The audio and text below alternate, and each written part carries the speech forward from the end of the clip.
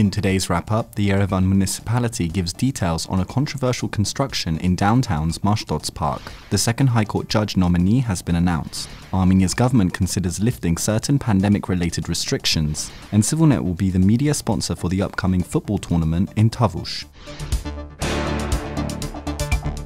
During a press conference at the Yerevan Municipality, Yerevan Mayor Vardan Petrosyan spoke about the current plans for downtown's Mashtots park. Currently, there is a construction site in the park which has been the center of some controversy. Activists online complained after the developers of the construction site cut down several trees in the park. Petrosyan has now announced that the permit given to the developers will now be revoked and the site will be converted into a green space. In 2012, this area was also the stage of protests by activists who opposed the construction works on the green spaces. Eventually, then Yerevan authorities abandoned their plan and renovated the park with no planned constructions. The Mashtots park protests caused a series of civil protests and movements that ended up with the 2018 Armenian Revolution. Yerevan's current mayor, Vardan Petrosyan, was among the activists of the 2012 protests. Armenian President Sarkisyan has nominated Artur Vagharsyan for the post of Constitutional Court judge. This is the second official nomination for the High Court that has been approved by Parliament. Currently, the High Court has 3 vacancies after recent constitutional amendments forced 3 judges to retire who had served for more than 12 years in total. The National Assembly had already rejected 4 of the candidates nominated by the President. Vagharsyan will be the second judge to replace the retiring judges after Parliament approved the candidacy of Vardan Petrosyan.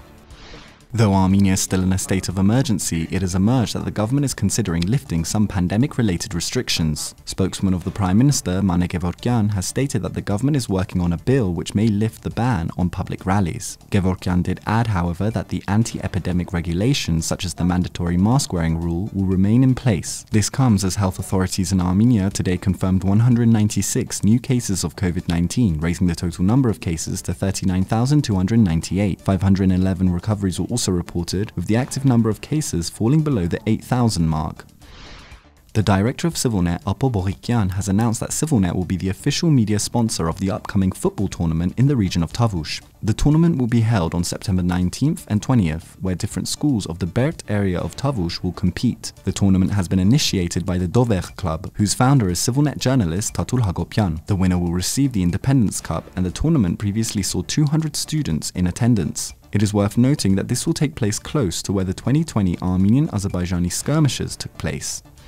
And finally, ΣիվիլՆեթ's team followed Aren Rulijanyan, a 20-year-old from the village of Kրող in Tavush province, just by the border with Azerbaijan. We saw how he prepared to be conscripted into military service. Military service is mandatory in Armenia, and each year 18-year-old boys are drafted into the armed forces. We caught a glimpse of Aren and his family's final days before the draft, and what they thought and felt about the events which are a commonplace reality for most Armenians in Armenia.